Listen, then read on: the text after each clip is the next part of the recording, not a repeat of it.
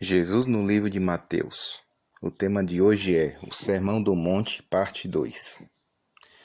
A lei espiritual do reino está em Mateus 5, versos 17 a 48. Todos escutavam atentos e uma profunda convicção nascia dentro deles.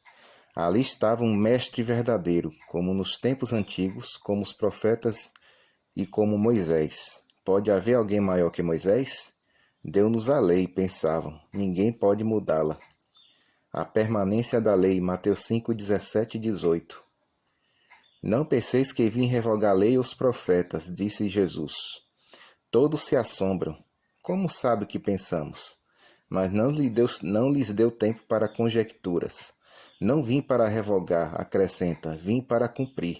Porque em verdade vos digo, até que o céu e a terra passem, nenhum i ou um tio jamais passará da lei, até que tudo se cumpra. A cruz prova a continuidade da lei.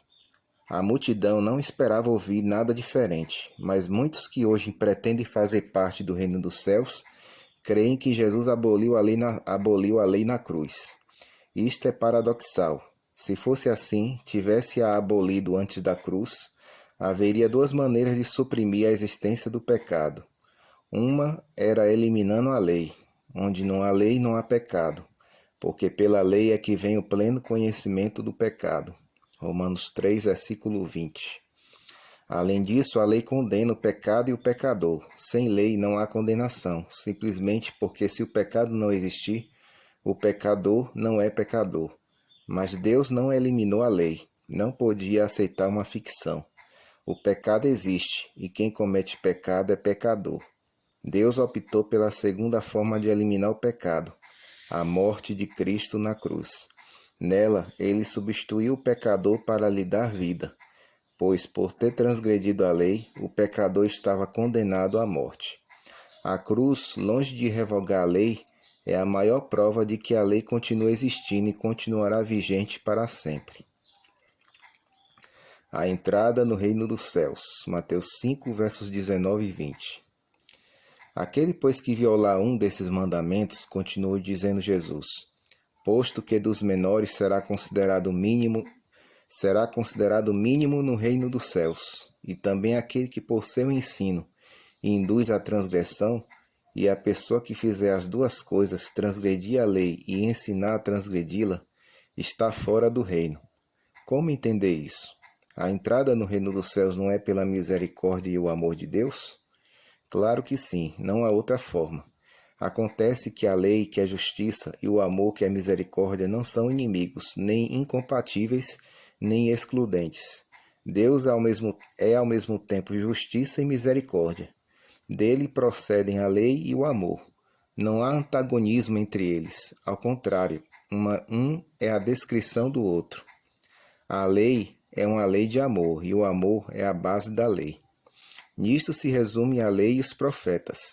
Amarás o Senhor teu Deus com todo o teu coração e com toda a tua alma, e ao teu próximo como a ti mesmo. Quem transgredir a lei age contra o amor de Deus e com essa atitude inimiga não pode entrar no reino dos céus. Mas o que pratica os mandamentos, disse Jesus, e o que ensina a praticá-los entrarão no reino dos céus. Não só entrarão, como serão grandes ali. Como é a grandeza no reino dos céus? Não é como a grandeza do poder, da riqueza, da influência, da fama que existe no reino do mundo.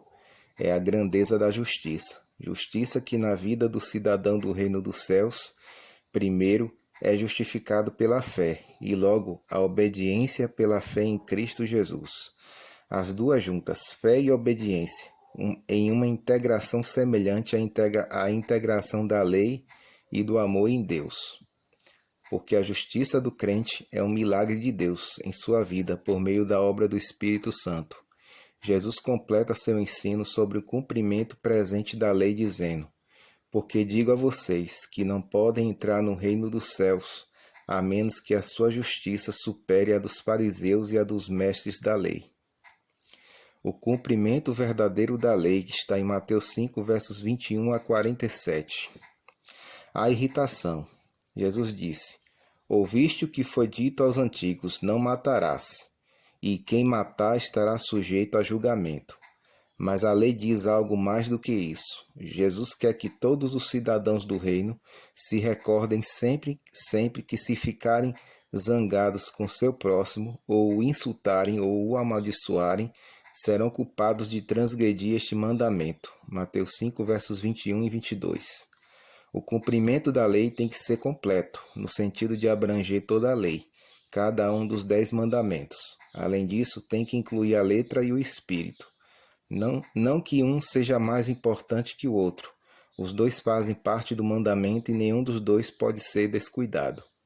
Isso é tão sério que afeta a adoração que vocês rendem a Deus. Pode anular o significado e o valor de sua adoração a Ele. Quando se lembrarem de que pecaram contra o seu próximo, não cometam o engano de continuar adorando a Deus. Ele não aceitará esse gesto. Pecado é rebelião contra Deus, e ele não tolera essa separação.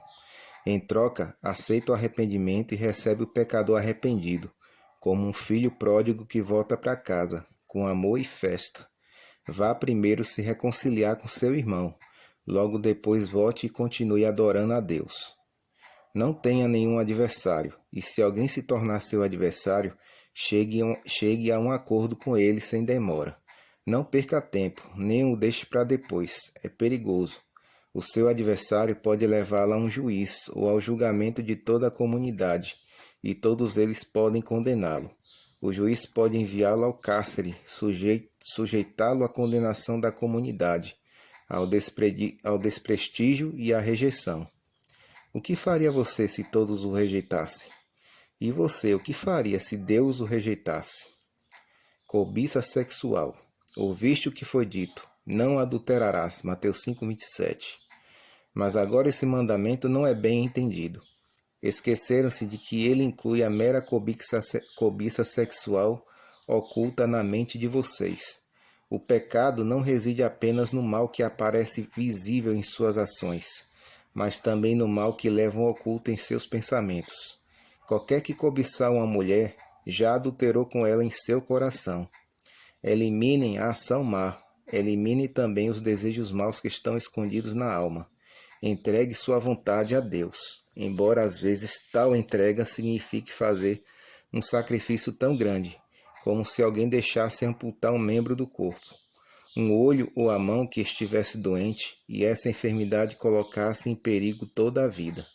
É melhor viver com um membro a menos do que morrer com o corpo inteiro. A infidelidade conjugal. Jesus continuou falando a respeito do problema do adultério. Além de estar oculto no interior do pensamento, pode estar socialmente oculto no divórcio. Também foi dito: qualquer que repudiar sua mulher, dê-lhe carta de divórcio. Mateus 5:31. Mas o divórcio tem um problema. O que Deus ajuntou, o homem não pode separar. Só Deus pode fazer isso. E ele determina um só motivo de divórcio que autoriza o novo casamento, que é o adultério. Se alguém se divorciar por outras razões, não pode se casar de novo. Se o fizer, comete adultério. E os judeus se divorciavam por qualquer motivo, criando as condições sociais que ocultavam o adultério no divórcio. Mas eu lhes digo, declarou Jesus, que no divórcio há um engano. Podem se divorciar, mas não por qualquer causa. Qualquer que repudiar sua mulher, disse Jesus, exceto em caso de relações sexuais ilícitas, a expõe a tornar-se adúltera, e aquele que casar com a repudiada comete adultério. Isso também se aplica ao que dá carta de divórcio. Mateus 19, verso 9. Fornicação inclui qualquer imoralidade sexual praticada fora do matrimônio, que configure infidelidade ao cônjuge. Inclui adultério, fornicação, prostituição e homossexualismo. Jesus esclarecerá isto mais extensamente um pouco mais tarde, no capítulo 19 do livro de Mateus. Juramentos e olho por olho. Jesus incluiu em sua descrição da obediência espiritual da lei a forma de reagir frente à resistência que o cidadão de seu reino normalmente encontra. Uma forma de resistência das pessoas é a falta de credibilidade, e outra é a agressão ou a violência física. No primeiro caso, quando uma pessoa não confia ou rejeita a palavra de outra, a tendência pode ser oferecer um juramento. Isto não se refere a uma declaração feita com valor legal, que não se faz como defesa de uma rejeição, mas como cumprimento de um requisito legal. Os cidadãos do reino de Cristo não precisam se ofender porque alguém os rejeita, nem precisam emitir juramento para que creiam neles. Não devem jurar por Deus, pelo céu, pela terra, nem pelo que a sociedade considere mais sagrado, como era o caso de Jerusalém para os judeus. Quando falarem, devem ser absolutamente verdadeiros. Se disserem sim, deve ser sim, ou não, se disserem não. Perante a agressão física, não reajam à maneira antiga. Os antigos diziam olho por olho e dente por dente. Essa lei não valia para os cidadãos do reino dos céus. Não faça mal aos que lhe fazem mal. Vocês têm que estar tão dispostos a fazer o bem que quando um agressor lhe exigir uma ação para seu benefício, vocês a façam de boa vontade como quem dá um presente. E quando o agressor lhes fizer uma violência física, respondam com paciência e o tolerem. Não sejam violentos com os violentos. Sejam amáveis e controlados com eles. Deem ao que lhes pede, e ao que lhes pedir emprestado, não o despeçam vazio. Ame os seus inimigos. Pior que os agressores são os inimigos. Vocês ouviram de seus mestres que devem amar ao seu próximo e odiar os seus inimigos. E ouviram que é mais natural para o sentimento humano. Todo mundo ama seus amigos e odeia os inimigos, porque é natural na pessoa pecadora e é também o mais fácil para ela. Não requer esforço nem autocontrole, mas vocês são filhos do Pai que está nos céus. Ele faz o bem a maus e bons. Por isso, vocês devem amar os seus inimigos e orar pelo que lhes fazem mal. Se vocês amassem unicamente aos que o amam, só estariam fazendo o que também fazem os piores membros da sociedade de vocês. Vocês não podem ser como eles. É muito pouco. Não haveria diferença entre vocês e um deles. E essa diferença tem que ser tão grande como é grande a diferença que existe entre eles e Deus. Vocês têm que ser perfeitos. A perfeição do reino dos céus. Mateus 5,48 diz: portanto, sede vós perfeitos, como perfeito é o vosso Pai Celeste. Mateus não registrou a reação dos ouvintes, mas é fácil imaginar alguns deles pensando assim: é impossível. Como ter a mesma perfeição de Deus? Só o fato de pensá-lo é espantoso e até temível. Mas não é assim. Se Jesus imperativamente lhes disse que deviam ter a perfeição do Pai, foi porque era possível. Se era possível então, também o é agora. Mas como? A perfeição na experiência de Paulo. Paulo conta sua própria experiência de perfeição e sua experiência pode se repetir em cada cristão. Estava prisioneiro em Roma em sua primeira prisão quando ficou detido por 2 anos em uma casa alugada por ele. Atos 28, verso 30. Epafrodito, um de seus colaboradores, depois de uma enfermidade muito séria, estava em bom estado de saúde para ir a Filipos, na Macedônia, onde havia uma igreja que Paulo fundou. Em sua primeira viagem missionária, Paulo desejava lhes escrever e lhes enviou uma carta através dele. A igreja de Filipos parecia uma igreja sem problemas, exceto uma pequena disputa entre 2 irmãs. Filipenses 4, versos 1 e 2. Nessas condições, era apropriado tratar sobre o tema da perfeição e assim o fez.